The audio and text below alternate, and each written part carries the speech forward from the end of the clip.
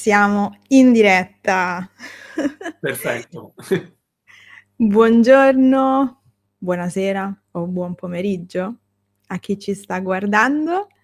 Come vedete, oggi non sono da sola, ma ho un ospite. Sono in ottima compagnia, direi. Come vedete, c'è il mio amico Luca, nonché professore al Bryn Mawr College di Filadelfia, e che molti di voi conoscono perché è stato protagonista di alcuni vlog e di altri video in passato sul canale e che avete molto apprezzato. Quindi, che dire, bentornato Luca. Grazie mille Lucrezia, è sempre un grande piacere rivederti e poter stare un po' insieme. Esatto, a fare questa chiacchierata oggi. Ti ho invitato a parlare di un argomento che non ho mai veramente trattato sul canale, ehm, le superstizioni, che è una cosa un po' diversa, diciamo, per i miei contenuti, però secondo me è un argomento interessante e anche a tratti divertente, perché comunque sono cose che anche noi facciamo, no? Nella vita di tutti i giorni. Magari chi più chi meno, però insomma le superstizioni Mm. ci sono sempre, no? Ehm, allora, io direi di iniziare. Ne abbiamo preparate alcune di superstizioni, giusto, di cui vorremmo parlare. Non sono tantissime, sono le più comuni, forse. Inizierei.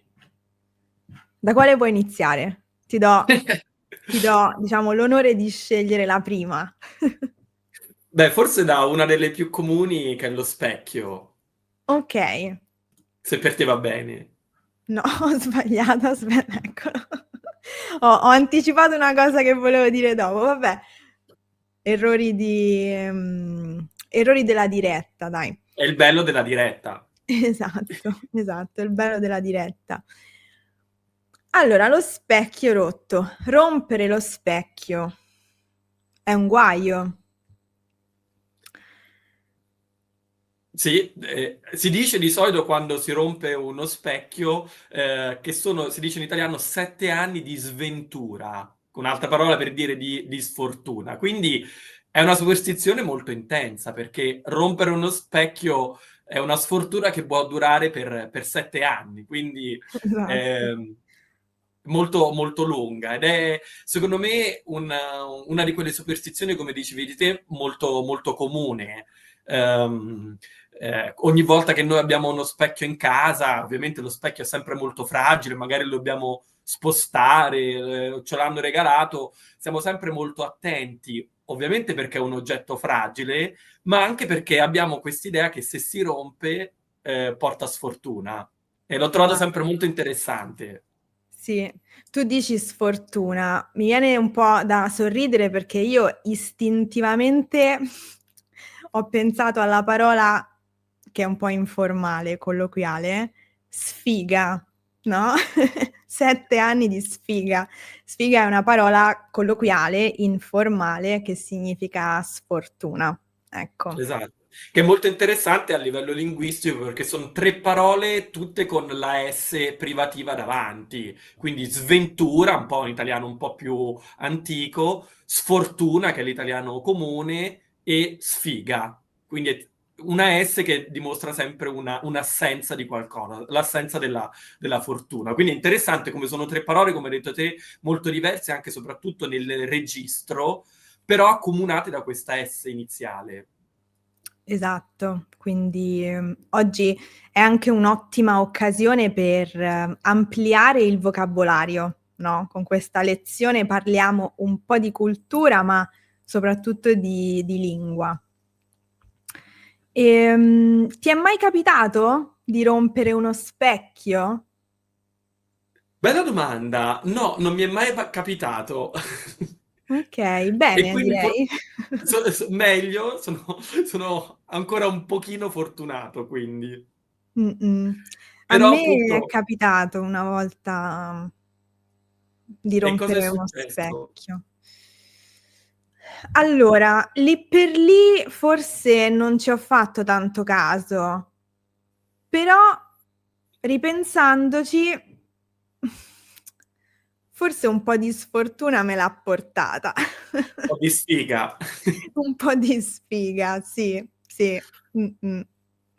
Sì, purtroppo, come si dice, magari erano solo delle coincidenze, però non è vero, ma ci credo. Questa Esatto. famosa frase che si ripete spesso quando si parla di superstizioni, perché c'è un po' una percezione negativa, no? Di una persona che crede alle superstizioni.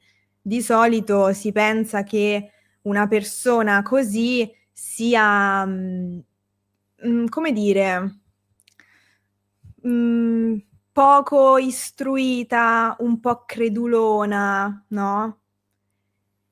E quindi si usa questa frase per, come dire, scusarsi in qualche modo, no? Per prendere le distanze. Non è vero, ma ci credo. Che tra l'altro è il titolo di un film che vi consigliamo oggi perché ho troppe cose aperte, scusate, eh. Questa, ok. Questa è la locandina del film di Peppino De Filippo che si intitola Non è vero, ma ci credo. E il protagonista è un vero credente di superstizioni e vive la sua vita pensando a tutte le superstizioni che esistono. Quindi è un film divertente, molto divertente, e si può guardare nella versione integrale su Dailymotion.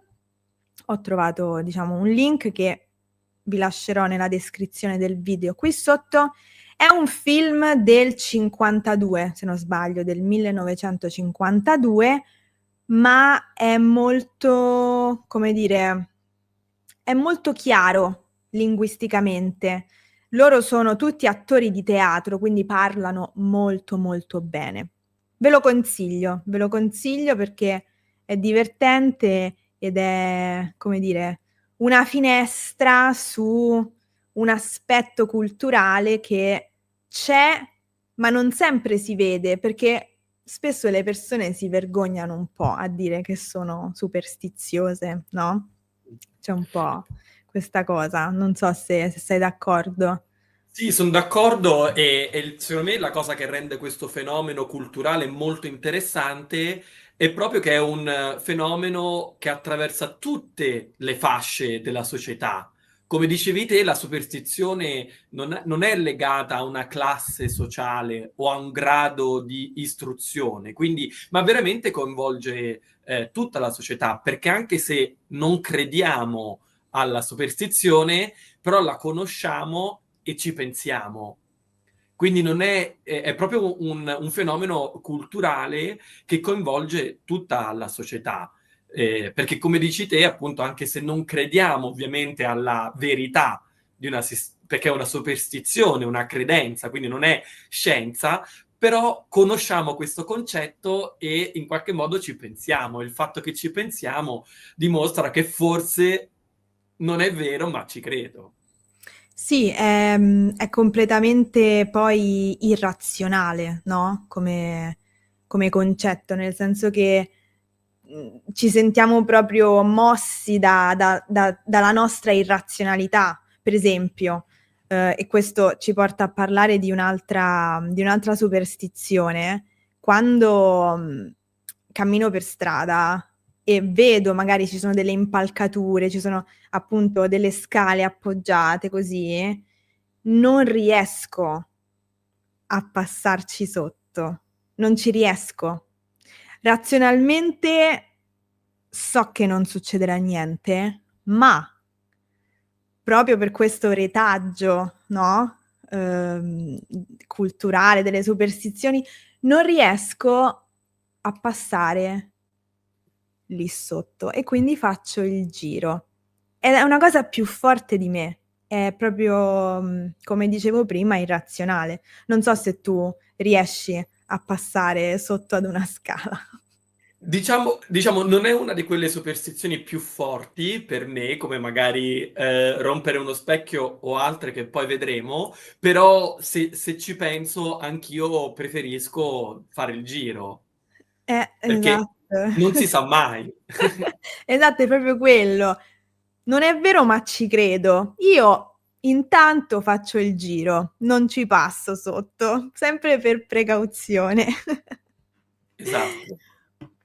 Un'altra superstizione che è molto forte, questa penso che sia forse un po' diffusa, è quella del gatto nero che ci attraversa davanti. Ehm, diciamo che questa del gatto nero non mi, non mi tocca per niente. Anzi, quando vedo un gatto nero per strada io sono molto contenta. Sarà la mia predisposizione verso i cani, i gatti, non lo so, però a questa non credo assolutamente. Sono d'accordo, anche siamo molto simili, Lucrezia. Forse per questo siamo amici, non lo so. Chi lo sa. E anche per me, mi piacciono tutti gli animali, mi piacciono anche i gatti e quindi i gatti neri mi piacciono tanto, no, ecco, non li associo a qualcosa di negativo che può portarmi sfortuna. Ho tanti amici che hanno gatti, un'amica in particolare ha un bellissimo gatto scuro e quindi io lo amo, non penserei mai che anche se attraversa la strada che è un segnale di sfortuna. Sono d'accordo con te. Esatto, quindi questa, diciamo, non ci tange. Sì. Però è Eh, interessante vedere che comunque sono tutte superstizioni, spesso non solo italiane. Io penso che il gatto nero, forse anche, magari scrivetelo nei commenti, è molto interessante vedere come viene percepito in altre culture e sono, come dicevi te, un retaggio, quindi un'eredità del passato. Molto spesso sono credenze ancestrali di tanti secoli fa, in cui ovviamente gli animali anche avevano un significato diverso e c'era una sensibilità diversa nei confronti degli animali e quindi il gatto nero era associato a qualcosa di negativo. Quindi è molto interessante a livello antropologico vedere come c'è un'eredità del passato ancestrale, però anche la sensibilità è cambiata. sì, sì, sì, sì, sì, soprattutto la sensibilità nei confronti degli animali, no? Adesso mi viene, oltre a questa della superstizione, che forse anche questa si sta, come dire, diradando, questa del gatto nero, mi viene in mente anche linguisticamente come stiamo introducendo un'altra risposta all'augurio in bocca al lupo. No, questo anche sarebbe molto interessante affrontare questo discorso in un video proprio autonomo, solo su quella espressione, perché anche lì c'è tanto da dire e si apre veramente un mondo. Sono d'accordo. Prossima E puntata. prossima puntata, esatto, nella prossima puntata. Sì, me lo appunto perché, scusate il gioco di parole, puntata, appunto, perché se no io purtroppo mi dimentico tutto e quindi ho bisogno di scrivere le cose. Comunque, ehm, qual è una superstizione, diciamo, tra quelle di cui vogliamo parlare oggi, che ti tocca di più delle altre? Ce n'è un'altra, quindi sicuramente lo specchio, ma ce n'è un'altra che per me è molto forte, molto comune, che è quella di aprire un ombrello all'interno, quindi al chiuso, quindi non all'aperto, ma al chiuso all'interno. È una cosa a cui penso molto. quindi ogni volta che sono in casa o in ufficio e per qualsiasi ragione devo aprire l'ombrello, o volontariamente o per sbaglio, ci penso e non lo faccio, proprio perché appunto nella cultura italiana, appunto ancora una volta è interessante capire in altre culture, aprire un ombrello all'interno porta sfortuna. Sì, esatto. Tu, Diciamo Lucrezia, segui questa credenza? Ehm, allora, diciamo che questa è un po', come posso dire, un po', mi mette un po' in difficoltà spiegarla, non so perché, ma perché uno dovrebbe aprire un ombrello dentro casa? Cioè, nel senso, non ci sono situazioni in cui qualcuno volontariamente potrebbe aprire un ombrello dentro casa, o sbaglio? Cioè, Sì, potrebbe essere un atto involontario. sì.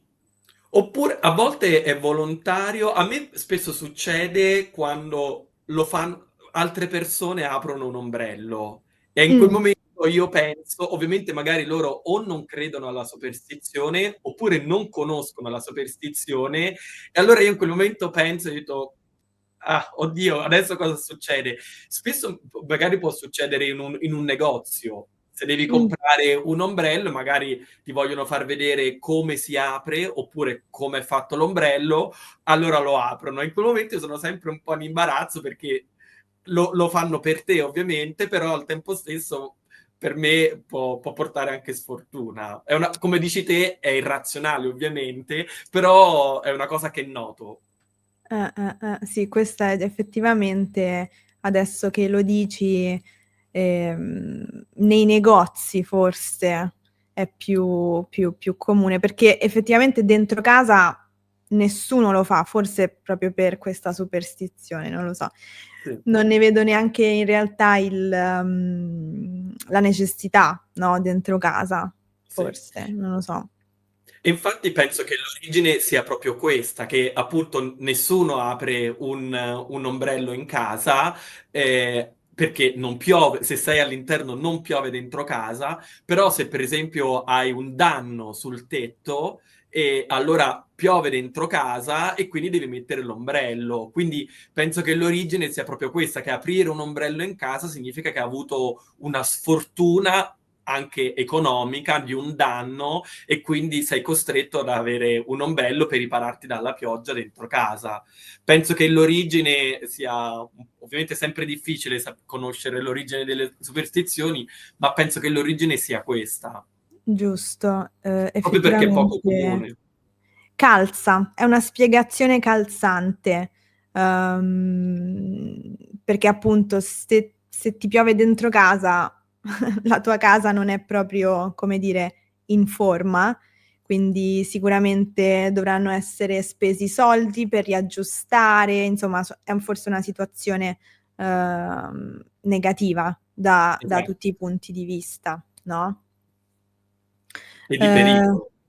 esatto, esatto. Allora io adesso sto dando un'occhiata a tutti i commenti, no, ehm, la mia intenzione era di rispondere alle domande alla fine della nostra chiacchierata, però visto che questa superstizione, la senti molto molto viva, volevo, portare alla tua attenzione il commento di Cristina che dice: "Io apro sempre l'ombrello in casa per lasciarlo asciugare". Questa cosa come ti fa sentire? Cristina, è un'ottima idea, è vero, di solito è un ottimo modo per far asciugare l'ombrello, se posso io di solito magari lo faccio sul pianerottolo di casa, quindi se magari c'è uno spazio in cui non dà fastidio, dove non è veramente in casa ma allo stesso tempo è aperto, si può asciugare, ma è un'ottima Eh. osservazione. Oppure in balcone O in anche. balcone. Mh-mh, mh-mh. Continuate a scrivere nella chat perché poi io dopo, uhm, recupero tutto, okay? Allora, passiamo alla prossima superstizione. Farei questa, quella del cappello sul letto. Quindi la superstizione è che non bisogna mettere il cappello, appoggiare un cappello sul letto perché è presagio di morte. Quindi andiamo proprio lì. Ehm, L'origine è molto interessante. L'origine di questa superstizione, diciamo, risale ovviamente a anni fa, quando ancora i preti andavano nelle case delle persone, diciamo, appena defunte, appena decedute, per dare l'estrema unzione, o in realtà un po' prima, però insomma, per pregare insieme alla famiglia. E cosa facevano? Appoggiavano il loro cappello sul letto. Quindi questa cosa è un po' rimasta, che quindi appoggiare il cappello sul letto equivale al, diciamo, al prete che arriva per dare l'estrema unzione e quindi è presagio di morte. Questa, diciamo, forse viene, come dire, era molto sentita nella tradizione contadina. Mm. E questa mi fa un po' impressione, Mm. devo essere sincera. Cioè la sento molto, molto forte come cosa. Non so se esiste questa superstizione in altri paesi. Ah, bella Sarei domanda. curiosa di Mm. saperlo. Sì. Per esempio, invece, questa superstizione invece la sento un po' meno, devo dire. Mhm. Forse perché, diciamo, io personalmente non uso tanto i cappelli e forse, appunto, mi è capitata meno in passato, quindi, però la conosco ed è molto interessante l'origine di questa superstizione. Sì, effettivamente diciamo che anche dal punto di vista del costume, inteso proprio come moda, no? Quindi le cose che ci mettiamo, che indossiamo, il cappello è un elemento che si sta un po' perdendo, no? Oggi non è così comune come lo era in passato, ma anche semplicemente 50 anni fa. E quindi forse questa superstizione, come dire, sta un po' scemando, sta un po', non voglio dire scomparendo, però è molto legata a quell'elemento di vestiario, è molto legata al fatto di indossare un cappello e quindi chissà per quanto ancora resisterà questa superstizione. Chi lo sa. Certo, ci sono diversi tipi di cappelli oggi che si indossano, però non lo so, non penso sia così comune come lo era in Mm. passato. Ed è interessante vedere che comunque tutte le superstizioni sono sempre legate a un momento in passato di pericolo, di morte, di vulnerabilità, ecco. La paura di essere vulnerabili. Quindi Esatto. il gatto Di nero non si sì, vede al buio, la eh, morte, la sì, pioggia. anche perdite economiche, è diciamo, un elemento che è ricorrente e che ricorre nella prossima superstizione, che è quella del sale, no? Questo, diciamo, rovesciare la saliera sul tavolo, ehm, come dire, porta sfortuna, no? In questo caso c'è l'elemento economico, giusto? Certo. Mm-mm. Perché in passato il sale era molto costoso. Appunto, a ottenere il sale, soprattutto in Italia, è molto difficile perché appunto si deve estrarre dal mare, quindi è molto costoso. Non a caso c'è la parola salario.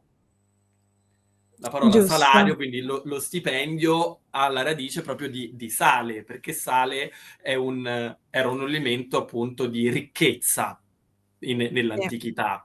E quindi perdere il sale sulla tavola è una perdita economica. Sì. E mi fai pensare anche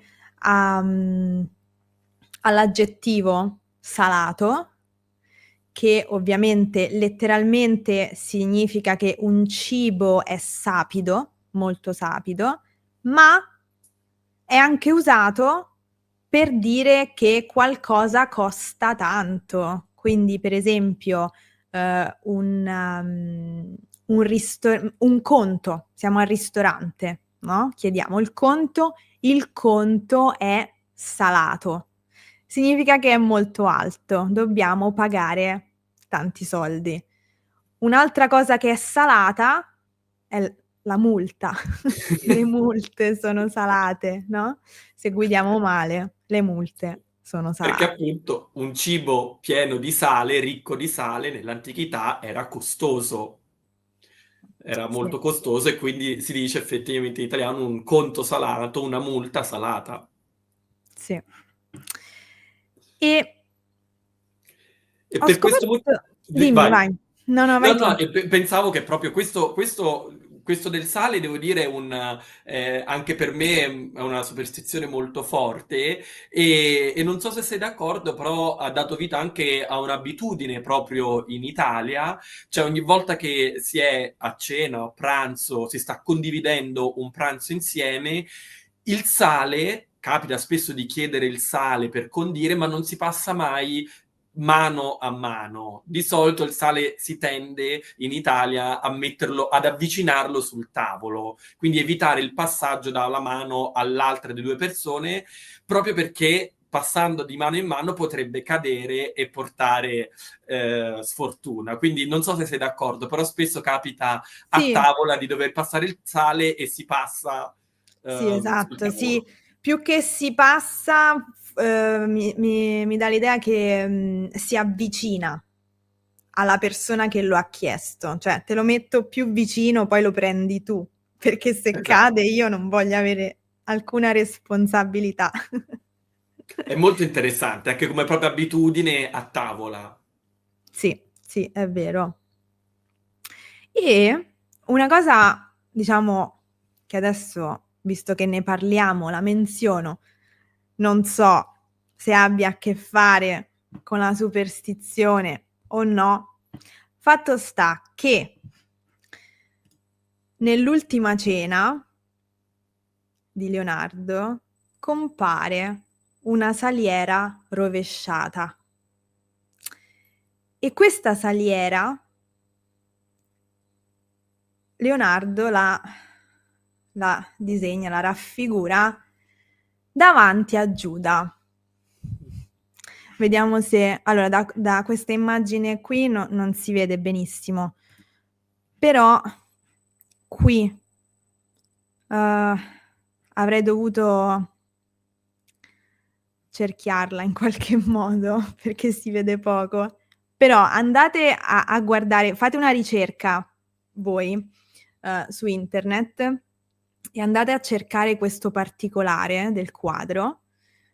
E, così, per curiosità personale, c'è proprio una saliera rovesciata davanti a Giuda. Grazie Lucrezia, non conoscevo questo dettaglio. Molto Hai visto? interessante. Eh sì, chissà, forse questa superstizione forse era già diffusa ai tempi di Leonardo e quindi così ha voluto segnalare il presagio di tradimento. Non lo so, però fatto sta che nel quadro c'è questo elemento e poi voi potete leggere e interpretare questa cosa come preferite. E poi interessante anche nel sale l'antidoto che uno può utilizzare se cade il sale sulla tavola. E si dice, se non sbaglio, che se il sale cade sulla tavola, per sconfiggere questa superstizione, bisogna prendere un po' del sale e buttarlo dietro le spalle, 3 volte, mi sembra. Sai che non so quante Neanch'io. volte? Non Anche io conosco il non, numero esatto. Ecco, perché adesso su questo del sale è una cosa che noto sempre, però ecco, non mi è mai capitato poi di fare anche il rito scaramantico contro, diciamo, la superstizione. Diciamo, questo non lo faccio, però so che in alcune parti d'Italia c'è anche questa tradizione, no? Che se il sale cade, allora bisogna lanciarlo dietro le spalle, così da sconfiggere la superstizione. Interessante. Sì, esatto, molto, proprio perché ormai diciamo, il danno è fatto, cerchiamo di rimediare in qualche modo Certo. buttandoci dietro il sale. Allora, abbiamo parlato di tutte le superstizioni, che avevamo deciso di trattare oggi, quindi siamo siamo arrivati alla fine di questa nostra chiacchierata. Ovviamente l'argomento non si esaurisce qui. Ci sarebbe ancora tanto da dire e magari possiamo fare una seconda parte, no, perché ci sono anche non solo superstizioni negative, ci sono anche delle superstizioni positive, nel senso di gesti da fare, da ripetere proprio per favorire la fortuna. Quindi questo è un aspetto interessante che mi piacerebbe trattare se ti va di tornare qui Molto con noi. volentieri. Quindi possiamo fare una parte seconda di questa chiacchierata.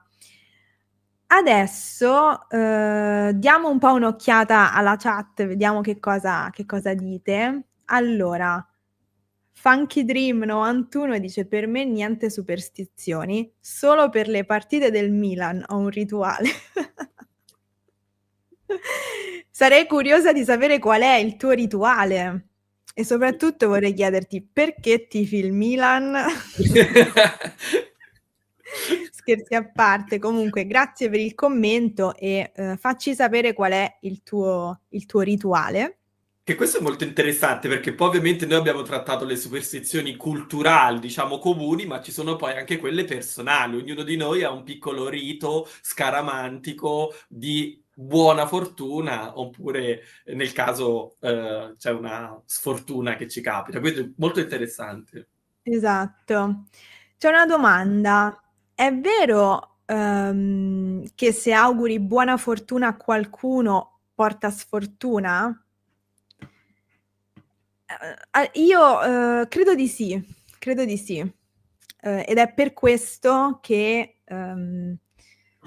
noi diciamo in bocca al lupo per augurare a qualcuno che, diciamo, qualcosa vada bene, no, non diciamo buona fortuna. Ed effettivamente, sì, dobbiamo fare un video su in bocca al lupo Sì, sono d'accordo.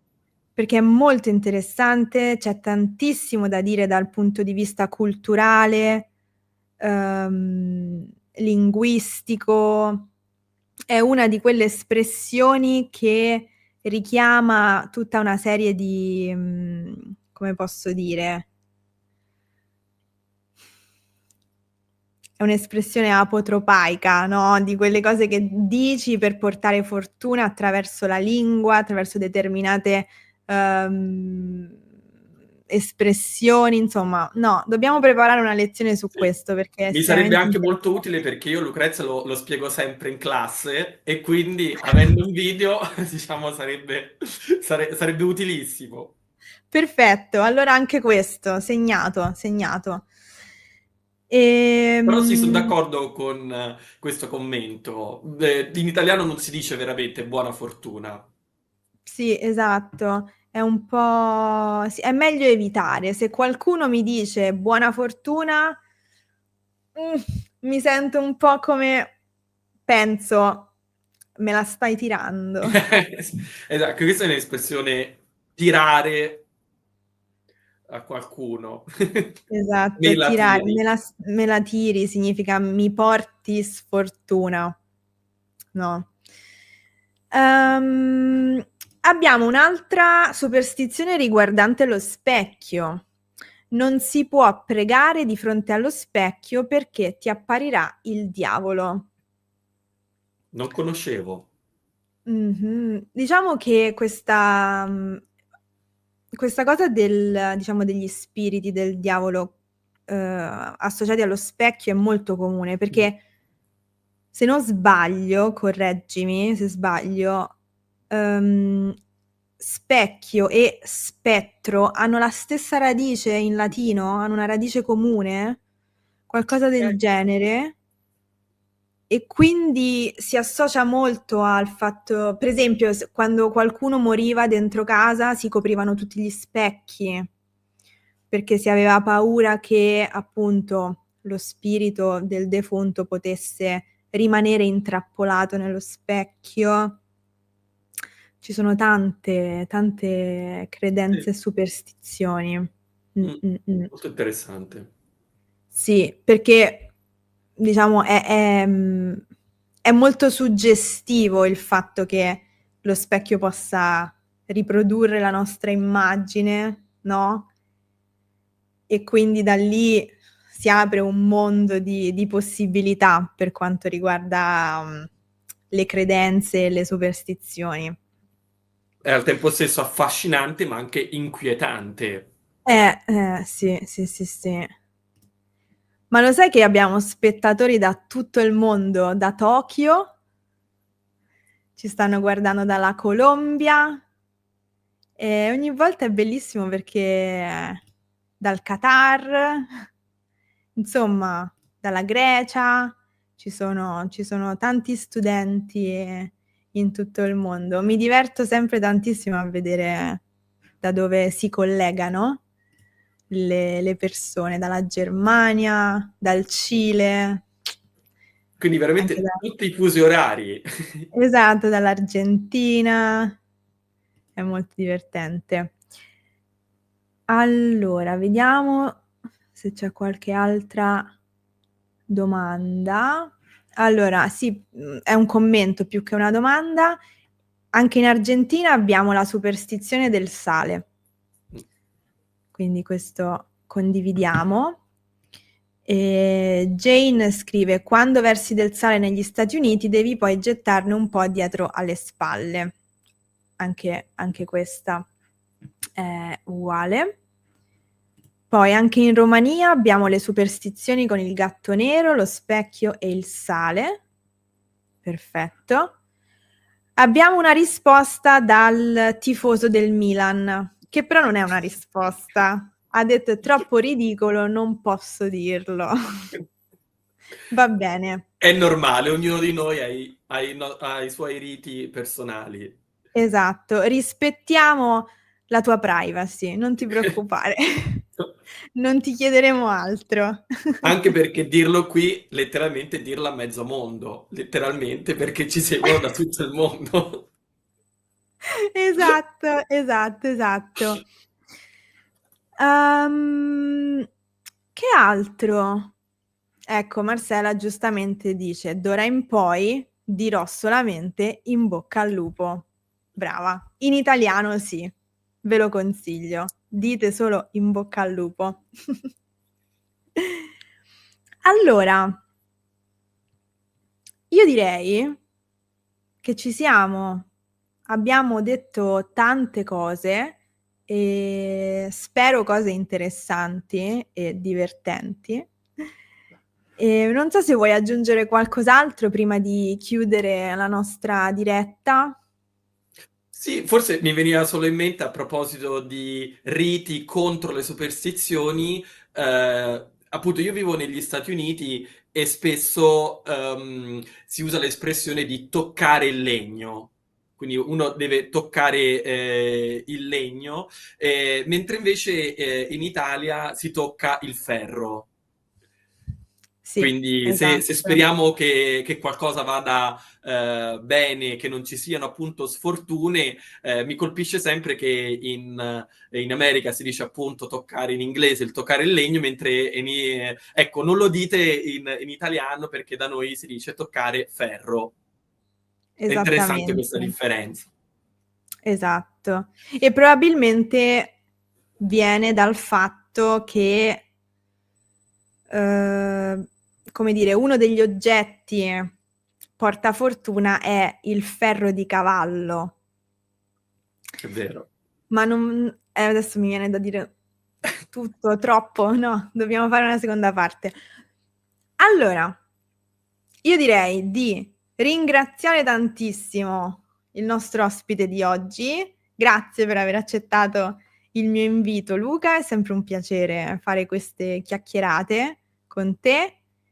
E ti do appuntamento alla seconda parte di questa chiacchierata. Poi decidiamo quando.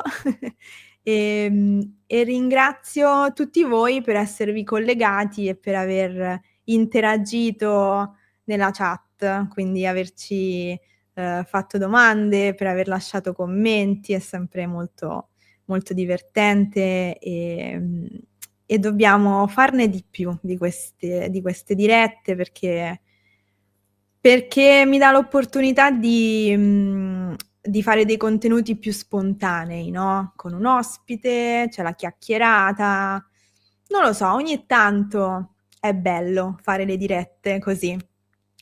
Quindi, grazie a te Lucrezia per avermi invitato, il piacere è veramente mio, è sempre bello parlare con te e ovviamente grazie a tutte e a tutti per averci ascoltato. A presto, buon proseguimento. Ciao! Ciao!